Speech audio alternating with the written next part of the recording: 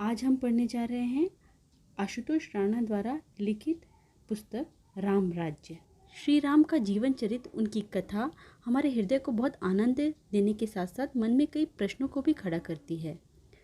ऐसा क्या हुआ और क्यों हुआ कि श्री राम की अपार और अशर्त प्रेम करने वाली माता कैकेयी, जिन्होंने स्वयं के पुत्र भरत के हृदय में श्री राम के लिए ईश्वर का भाव उत्पन्न किया था, वे श्री राम के लिए 14 वर्षों का वनवास मांग बैठी, वह भी तापस वेश में।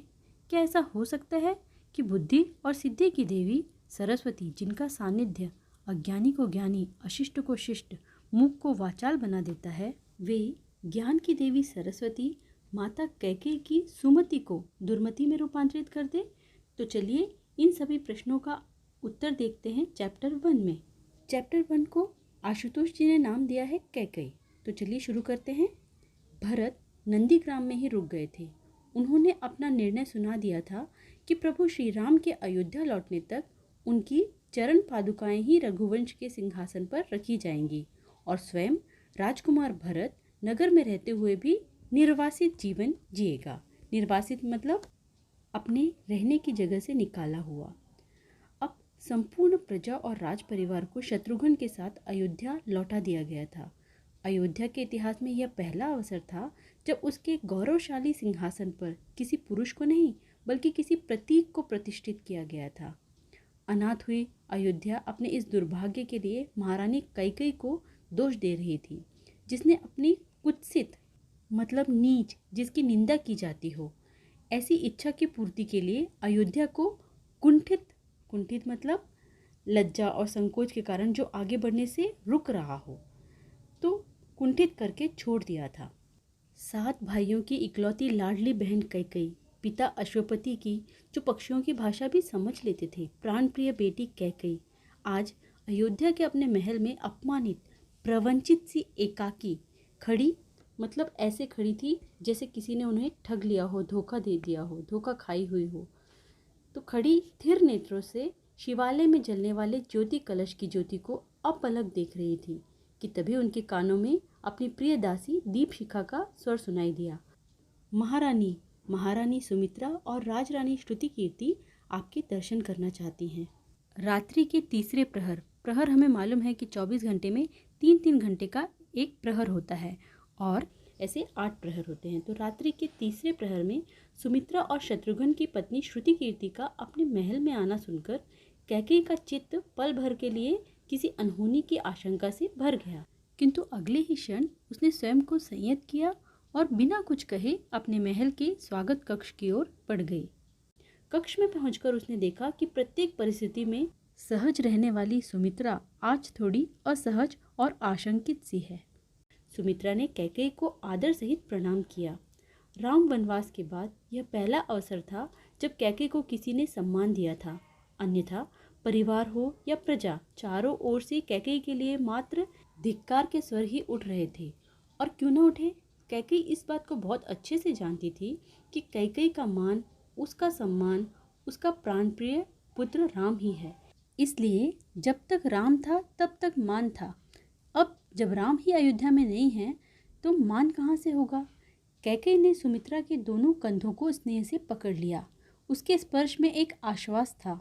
यूँ तो इन दोनों के वय मतलब आयु में कुछ खास अंतर नहीं था, किंतु जब से सुमित्रा इस घर में आई थी, कैकेयी में उसे अपनी बहन की छवि ही दिखाई देती थी और कैकेयी ने भी अपने भाव, भाषा, व्यवहार से सुमित्रा के लिए सदैव बहन के दायित्व का ही निर्वाह किया था। पल भर के लिए भी उसके मन में सुमित्रा के लिए सहपत्नी का भाव नहीं आया। कैकेयी की उपस्थिति सुमित्रा में सुरक्षा का भाव उत्पन्न करती थी। सुमित्रा अक्सर उससे कहा करती थी, जीजी तुम इतनी सुंदर हो कि तुम्हें देखकर गूंगा व्यक्ति भी बोलने लगेगा। कैकेयी का कद सामान्यतः महिलाओं के कद की अपेक्षा लंबा था। गुलाबी वर्ण, नील कमल जैसी आंखें और आंखों का रंग ऐसा जैसे एकदम ताज़ा शहद हो। उसके नेत्रों में एक अजीब सी मोहिनी थी। थोड़ी सी स्वर्णिम आभा लिए हुए लंबे लहराते केश, सीधी उठी हुई नासिका और होंठ ऐसे जैसे कामदेव ने अपने दोनों धनुषों को आपस में जोड़ दिया हो। लंबी पतली ग्रीवा, देह के प्रत्येक अंग की बनावट ऐसी जैसे किसी योद्धा और नर्तक का सिद्ध शरीर होता है। वय मतलब उम्र का तो जैसे कोई प्रभाव ही नहीं था कैकेयी पर। उसको देखकर कोई भी उसे नवयौवना ही मानने पर विवश हो जाता था। क्षत्रित्व और स्त्रीत्व का एक अनुपम उदाहरण था कैकेयी का व्यक्तित्व। कैकेयी को देखकर लगता था कि जैसे रण और रंग को जीतने वाला कोई महान साधक साकार हो गया हो। ऐसी कैकेयी के आत्मीय स्पर्श से सुमित्रा के अश्रुओं का बांध जैसे फूट ही पड़ा और वह कैकेयी के कंठ से लगकर बोली, जीजी आज 4 दिन हुए पुत्र शत्रुघ्न का कहीं पता ही नहीं है। कैकेयी ने आश्चर्य से सुमित्रा को अपने कंठ से अलग करते हुए कहा, शत्रुघ्न का कहीं पता नहीं है? यह क्या कह रही हो तुम? वह लौटने के बाद मेरे पास नहीं आया तो मुझे लगा कि वह भी भरत के जैसे ही मुझसे नाराज़ है, लेकिन मैं यह नहीं जानती थी कि वह तुम लोगों से भी नहीं मिला। भरत ने उसे अयोध्या की सुरक्षा का भार सौंपा है, वह ऐसे कैसे अपने दायित्व से मुंह मोड़ सकता है? फिर कैकेयी ने राजोचित संकोच में सिमटी हुई सुमित्रा के पार्श्व मतलब बगल में खड़ी हुई श्रुतकीर्ति की ओर देखते हुए कहा, मेरी प्यारी बहू श्रुतकीर्ति से तो ऐसा कुछ नहीं हो गया जो पुत्र शत्रुघ्न को उचित न लगा हो। श्रुतकीर्ति ने मर्यादा का पालन करते हुए बेहद गंभीरता से कहा, नहीं छोटी माँ, मैं भूलकर भी ऐसा कोई अपराध नहीं करती जिससे मेरे सर्वस्व के मान को ठेस पहुँचे। कैकेयी ने विचारते हुए कहा, कहीं ऐसा तो नहीं कि वह बड़ी जीजी महारानी कौशल्या के महल में हो, क्योंकि भरत ने विदा करते समय उसे बड़ी माँ का विशेष रूप से ध्यान रखने का निर्देश दिया था। वे बड़ी माँ के यहाँ भी नहीं हैं। बड़ी माँ ने ही हमसे कहा कि आपको अवश्य पता होगा कि स्वामी कहाँ हैं, क्योंकि ये चारों बच्चे अपनी माँ की कोख से अधिक महारानी कैकेयी की कोख को मान देते हैं। हम तो मात्र उनके जन्म का आधार हैं, किंतु कैकेयी उनके जीवन की निर्माता है। कैकेयी के होते हुए किसी भी अनिष्ट की आशंका व्यर्थ है। कैकेयी उन बच्चों की मात्र माता ही नहीं, उनकी गुरु भी है। वह उन चारों की वृत्ति, प्रवृत्ति, भाव और स्वभाव को भली भांति जानती है। तुम कैकेयी के संज्ञान में इस बात को ले आओ। कैकेयी उन्हें पाताल से भी ढूंढ निकालेगी। श्रुतकीर्ति के मुख से अपने लिए कौशल्या के उद्गार सुन कैकेयी वर्षों पुराने स्मृति कोश में चली गई। उन्हें वह दिन याद आ गया जब वे राम और भरत को बाण संधान की प्रारंभिक शिक्षा दे रही थी। जब उन्होंने भरत से घने वृक्ष की डाल पर चुपचाप बैठे हुए एक कपोत कबूतर पर लक्ष्य साधने के लिए कहा, तो भरत ने भावुक होते हुए अपना धनुष नीचे रख दिया था और कैकेयी से कहा था, माँ, किसी का जीवन लेने पर यदि मेरी दक्षता निर्भर है तो मुझे दक्ष नहीं होना। मैं इस निर्दोष पक्षी को अपना लक्ष्य नहीं बना सकता। उसने क्या बिगाड़ा है जो उसे मेरे लक्ष्य की प्रवीणता के लिए अपने प्राण गंवाने पड़े। कैकेयी बालक भरत के हृदय में चल रहे भावों को बहुत अच्छी तरह से समझ रही थी। यह बालक बिल्कुल यथा गुण तथा नाम ही है, भावों से भरा हुआ, जिसके हृदय में प्रेम सदैव विद्यमान रहता है। तब कैकेयी ने राम से कहा, पुत्र राम, उस कपोत कबूतर पर अपना लक्ष्य साधो। राम ने एक क्षण भी नहीं लगाया और उस कपोत को भेद कर रख दिया था। राम के सधे हुए निशाने से प्रसन्न कैकेयी ने राम से पूछा था, पुत्र, तुमने उचित अनुचित का विचार नहीं किया, तुम्हें उस पक्षी पर तनिक भी दया नहीं आई। राम ने भोलेपन से कहा था, माँ, मेरे लिए किसी के जीवन से अधिक महत्वपूर्ण मेरी माता की आज्ञा है। उचित अनुचित का विचार करना यह माँ का काम है। माँ का संकल्प, उसकी इच्छा, उसके आदेश को पूरा करना ही मेरा लक्ष्य है। तुम मुझे सिखा भी रही हो और दिखा भी रही हो। तुम हमारी माँ ही नहीं, हमारी गुरु भी हो। यह किसी भी पुत्र का, शिष्य का कर्तव्य होता है कि वह अपने गुरु, अपनी माँ के दिखाए और सिखाए गए मार्ग पर निर्विकार, निर्भीकता के साथ बढ़े, अन्यथा गुरु का सिखाना और दिखाना सब व्यर्थ हो जाएगा। कैकेयी ने आह्लादित होते हुए राम को अपने अंक में भर लिया था और दोनों बच्चों को लेकर राम द्वारा गिराए गए कपोत यानी कबूतर के पास पहुंची। भरत आश्चर्य से उस पक्षी को देख रहे थे जिसे राम ने अपने पहले ही प्रयास में मार गिराया था। पक्षी के वक्ष में बाण घुसा होने के बाद भी उन्हें रक्त की एक भी बूंद दिखाई नहीं दे रही थी। भरत ने उस पक्षी को हाथ में लेते हुए कहा, माँ, यह क्या? यह तो खिलौना है। तुमने कितना सुंदर प्रतिरूप बनाया इस पक्षी का। मुझे ये सच का जीवित पक्षी प्रतीत हुआ था, तभी मैं इसके प्रति दया के भाव से भर गया था। माया के वशीभूत होकर मैंने आपकी आज्ञा का उल्लंघन किया, इसके लिए मैं क्षमा प्रार्थी हूँ। तब कैकेयी ने बहुत ममता से कहा था, पुत्रों, मैं तुम्हारी माँ हूँ। मैं तुम्हें बाण का संधान सिखाना चाहती हूँ, वध का विधान नहीं। क्योंकि लक्ष्य भेद में प्रवीण होते ही व्यक्ति स्वयं जान जाता है कि किसका वध करना आवश्यक है और कौन अवध्य है।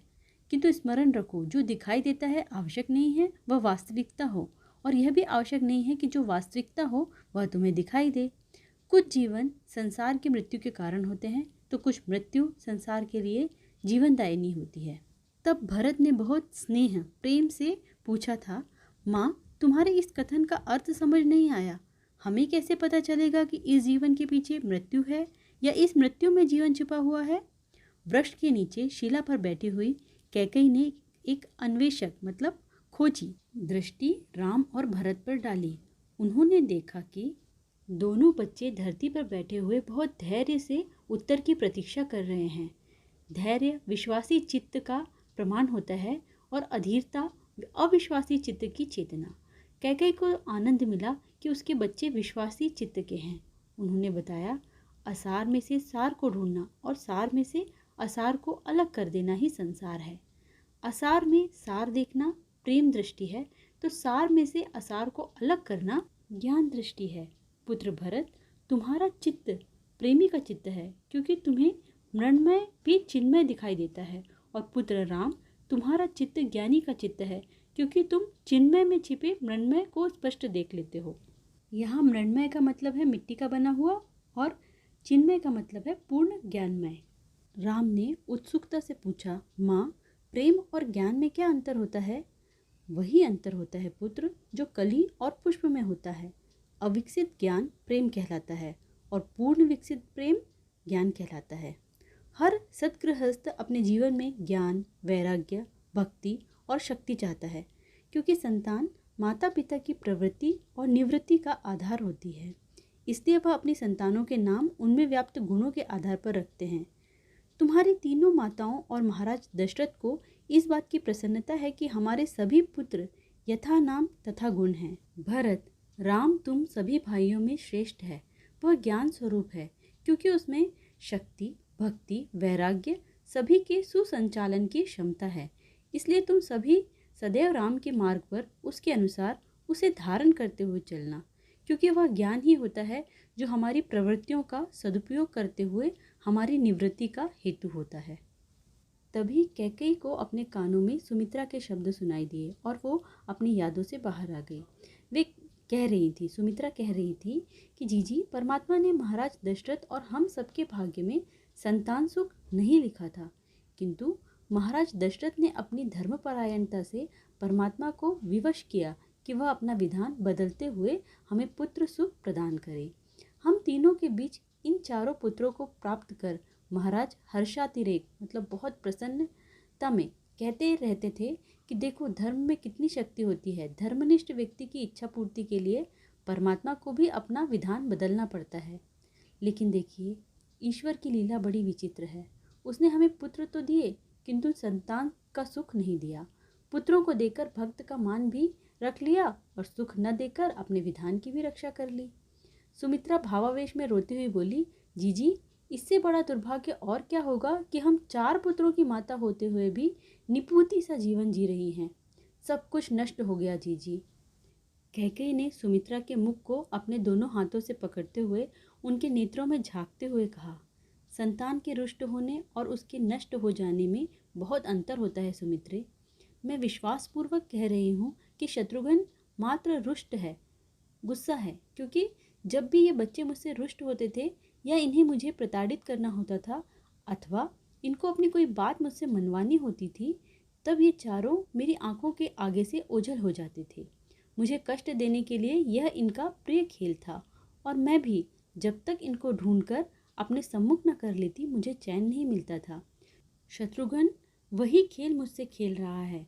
वह मुझसे कोई बात कहना सुनना चाहता है, किंतु उसका पुत्रोचित अभिमान आड़े आ रहा है। इसलिए वह चाहता है कि मैं ही व्यथित होकर उसको ढूंढ निकालूं, ताकि अपने हृदय में संचित भावों को वह भली भांति मुझ तक पहुंचा सके। ये बच्चे अपनी माँ कैकेयी के चित्त को अच्छे से पहचानते हैं। उन्हें पता है कि माँ व्यथा में ही बच्चों की कथा को मन से सुनती है। अब तुम दोनों निश्चिंत मन से विश्राम करो। यह कैकेयी का वचन है कि हमारा शत्रुघ्न कल हमारे पास होगा। तो आगे देखते हैं कैकेयी शत्रुघ्न को वापस लेकर आ पाती है या नहीं अगले भाग में। तो मिलती हूँ अगले वीडियो में। तब तक के लिए खुश रहिए और दूसरों में भी खुशियाँ बांटिए। Thank you.